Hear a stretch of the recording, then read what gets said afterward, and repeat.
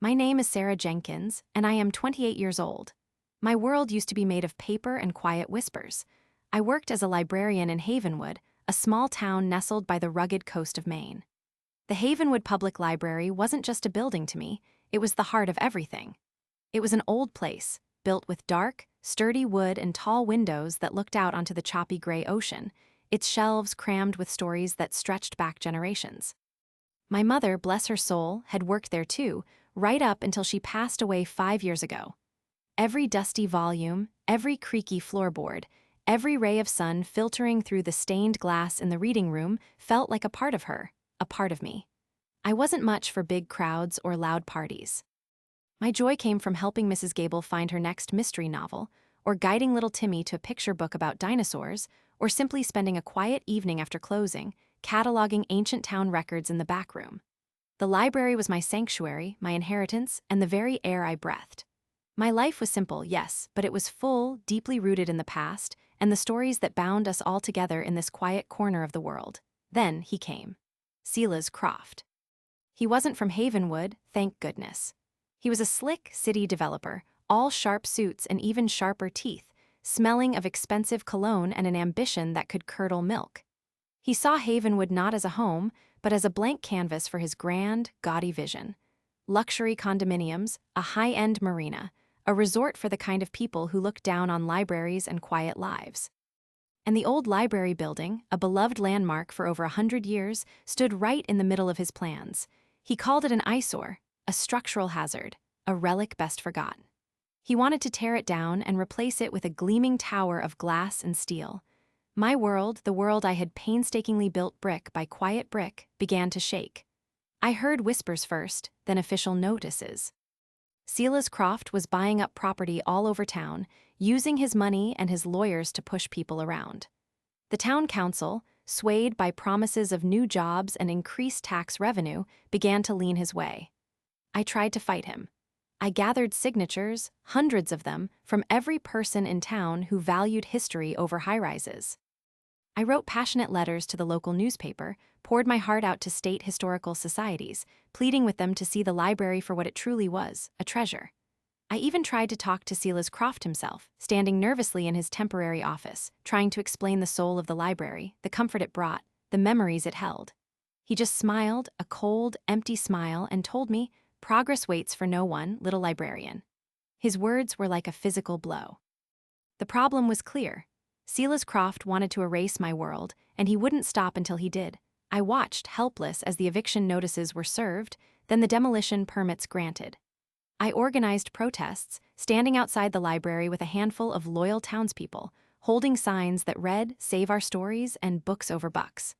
But Croft's security guards just smirked, and the heavy machinery kept rolling in. I spent countless nights meticulously documenting every book, every artifact, hoping to save at least some of it, but the resources were limited, and the timetable was brutal. One morning, I arrived to find a chain-link fence wrapped around the entire library, topped with barbed wire. A big, yellow excavator sat rumbling on the lawn, its claw like a monstrous, hungry hand. It was too much. I ran to the fence, shaking it, shouting at the foreman to stop. "You can't do this." I screamed, tears streaming down my face. "This is our history. This is our home." Two burly security guards grabbed me, pulling me away roughly. I struggled, feeling like a small bird caught in a hawk's talons, but it was no use. They dragged me back across the street, warning me not to interfere again. I watched, my heart breaking into a million pieces as the excavator's bucket bit into the beautiful old brickwork, tearing away a chunk as if it were nothing. Dust plumed into the air, a choking cloud that felt like the library's last gasp. Over the next few days, the demolition continued relentlessly. The stained glass windows shattered, the sturdy wooden beams splintered, the shelves where countless stories had rested crumbled to dust. Each crash, each splintering sound, echoed in my very bones. The air filled with the scent of old wood and plaster, a funeral scent. By the end of the week, the library was gone, replaced by a desolate gaping hole in the ground, a raw wound on the face of Havenwood. All that remained were piles of rubble and the sickening hum of heavy machinery, preparing the land for Croft's sterile towers. I would walk by the site every day, feeling a profound emptiness, a deep, chilling despair. It wasn't just a building that had been destroyed. It was a part of me, a part of my mother, a part of the town's very soul. Silas Croft had won. He had taken everything, and there was nothing left but a bitter, burning rage in my gut, a desire for something more than mere justice. I started seeing his smirking face in my dreams, hearing the crunch of the excavator in my waking hours. The quiet librarian was gone, replaced by a ghost of anger and an itch for something dark and vengeful. My quiet life had been shattered, but what Silas Croft didn't know was that some stories never truly die. When the library was being cleared out, amidst the chaos and despair, I had managed to salvage a few things, mostly personal items, but one particular book had caught my eye. It was old, bound in dark leather, with no title on the spine, tucked away in a hidden compartment in my mother's old desk. It wasn't a regular book. Its pages were brittle, filled with strange symbols and faded, handwritten notes that spoke of Havenwood's forgotten past, not the history of fishing boats and quiet lives, but of something far older, something buried deep beneath the town. The book whispered of ancient rituals, of wards carved into the earth, of the very spirit of the land. It spoke of how places of meaning, when desecrated, could awaken dormant forces. I had dismissed it as quaint folklore at first, but after the demolition, after my world was reduced to rubble, those whispers began to sound like a promise. I started to read it properly, late at night, by the flickering light of a single candle. The more I read, the more I understood that Havenwood wasn't just a town. It was a place with a soul, a deep memory, and the library had been its heart, a place where those memories were preserved. I learned that the library wasn't just built on any piece of land. It was on a convergence point, a spot of power, long forgotten, where the veils between worlds were thin. Silas Croft had built his sterile dreams on hallowed ground, ground that remembered. My revenge wouldn't be legal. It wouldn't be financial. It would be something far older, something from the very earth he had disturbed. I found specific instructions in the nameless book, a ritual to awaken the forgotten guardians, to let the land itself judge those who defiled it.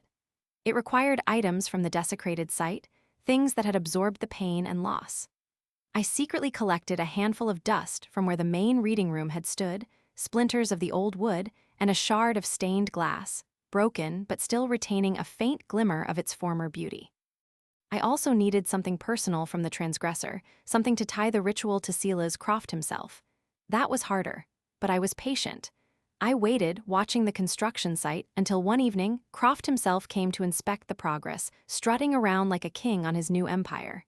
He dropped his expensive fountain pen, a flashy silver thing, right near the edge of the pit where the library used to be. He didn't notice. I did.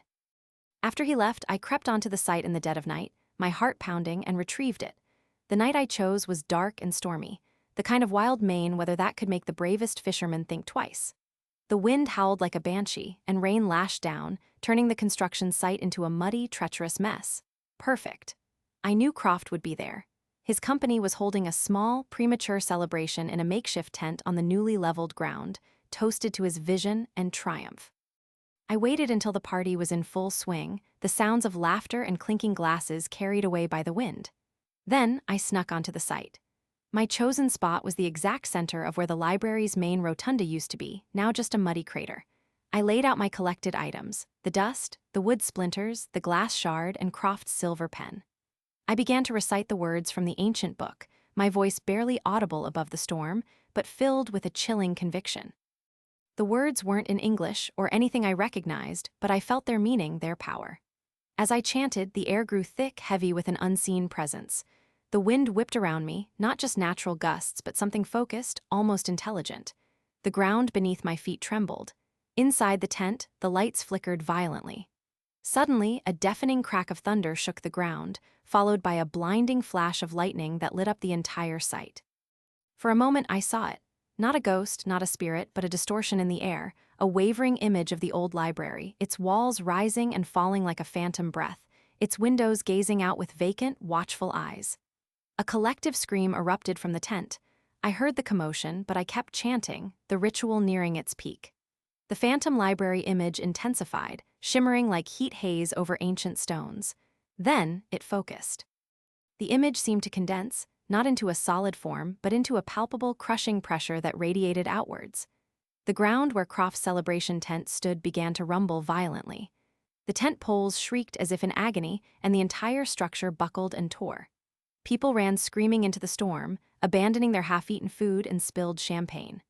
I saw Silas Croft, his face pale with terror, stumbling out of the collapsing tent, looking up at the sky as if searching for an answer. But the judgment wasn't coming from above. It was coming from below. The ground itself seemed to turn against him. Small sinkholes began to appear around him, not deep pits, but subtle depressions that formed and reformed, making it impossible for him to get firm footing. He staggered, tripped, and fell into the mud, his expensive suit ruined. The air around him began to fill with the faint, yet distinct, scent of old paper and dust, of stagnant water and forgotten things.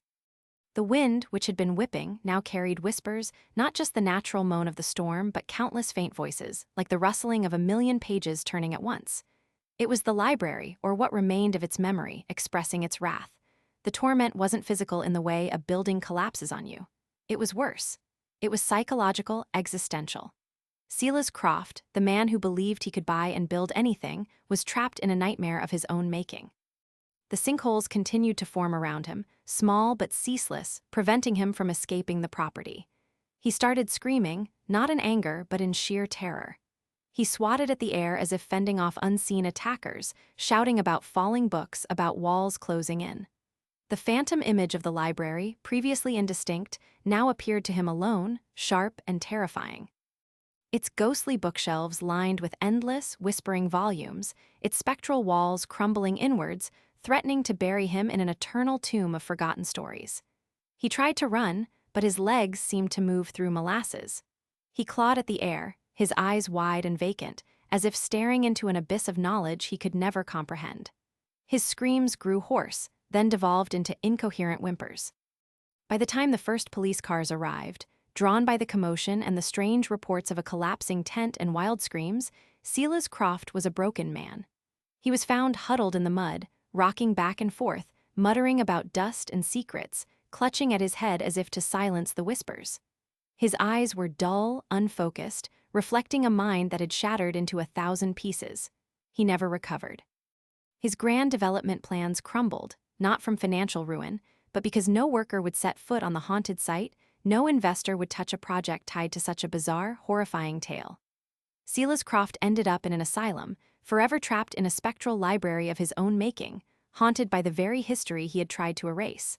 I watched it all unfold from a distance, hidden in the shadows of the storm, a chilling tranquility settling over me. My revenge was complete. The library was avenged, but the ritual, the power I had invoked, had done more than just destroy Silas Croft. It had changed me too. The whispers hadn't left me after that night. They continued, softer now, but always present, a constant hum of ancient knowledge deep within my mind. I found myself drawn to other forgotten places in Havenwood, other old houses, other neglected corners, places with their own stories, their own quiet heartbeats. I started collecting more old books, not just for their content, but for the energy they contained, the echoes of lives lived. I became a guardian, not just of stories, but of the very spirit of Havenwood, a silent, knowing figure who walked among the living, but saw the past, felt the deep pulse of the land. My eyes now held an unsettling depth, a quiet menace that spoke of ancient wisdom and forgotten power. I no longer longed for the quiet life of a simple librarian. My new normal wasn't peaceful.